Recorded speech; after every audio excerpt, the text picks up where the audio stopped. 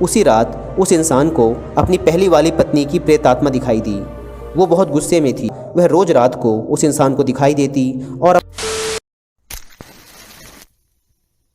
एक जवान आदमी की पत्नी बहुत ज़्यादा बीमार पड़ गई।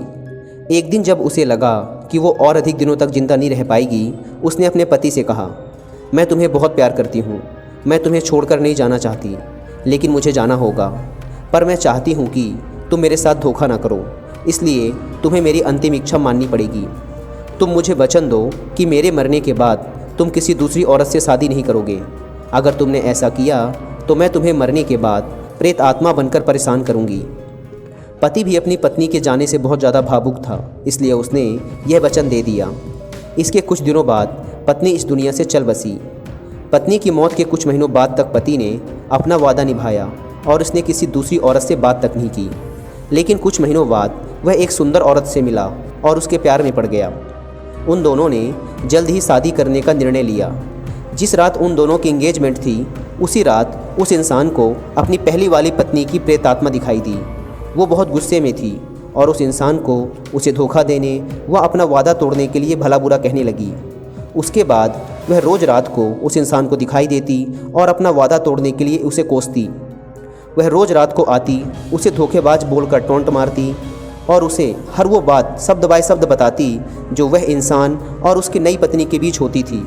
इसके अलावा वो उसे उन सारी चीज़ों के बारे में भी बता देती जो वो पूरे दिन करता था। इस घटना ने उस इंसान को इतना परेशान कर दिया कि वह रातों को ठीक से सो नहीं पा रहा था।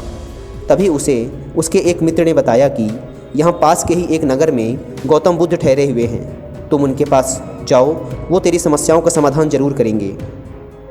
वह इंसान गौतम बुद्ध के पास गया और सारी घटना कह सुनाई। पूरी बात सुनने के बाद बुद्ध मुस्कुराए और बोले, वीडियो को लाइक करके कमेंट में नमो बुद्धाय ज़रूर लिखें। बहुत चतुर है तुम्हारी पत्नी की प्रेत आत्मा। यह सुन उस इंसान ने कहा, हाँ बिल्कुल, उसे हर वो बात और काम याद रहता है जो भी मैं करता हूँ। बुद्ध ने कहा, तुम्हें उस बुद्धिमान प्रेत आत्मा की तारीफ़ करनी चाहिए, लेकिन मैं तुम्हें बताता हूँ कि अगली बार जब वो प्रेत आत्मा तुम्हें दिखे तो तुम्हें क्या करना है। बुद्ध ने उस इंसान को सारी बात समझाई। उस इंसान ने बुद्ध को प्रणाम किया और अपने घर आ गया। उस रात को उसे अपनी पहली पत्नी की प्रेत आत्मा फिर दिखी। पहले तो उस प्रेत आत्मा ने उसे धोखेबाज बोलकर टोंट मारा, फिर उसे बताया कि आज तुम एक सन्यासी से मिलने गए थे। उस इंसान ने प्रेत आत्मा की तारीफ़ करते हुए कहा, तुम एक बहुत ही बुद्धिमान प्रेत आत्मा हो, तुम सब जानती हो, भला तुमसे कहाँ कुछ छिपाया जा सकता है। उसने उस प्रेत आत्मा से आग्रह करते हुए कहा, तुम एक बुद्धिमान प्रेत आत्मा हो, इसलिए मेरे एक प्रश्न का जवाब दे दो। अगर तुमने मेरे इस प्रश्न का जवाब दे दिया तो मैं तुमसे वादा करता हूँ कि मैं अपनी सगाई तोड़ दूंगा और पूरे जीवन पर्यंत अकेला ही रहूँगा। प्रेत आत्मा ने कहा, अपना सवाल पूछो।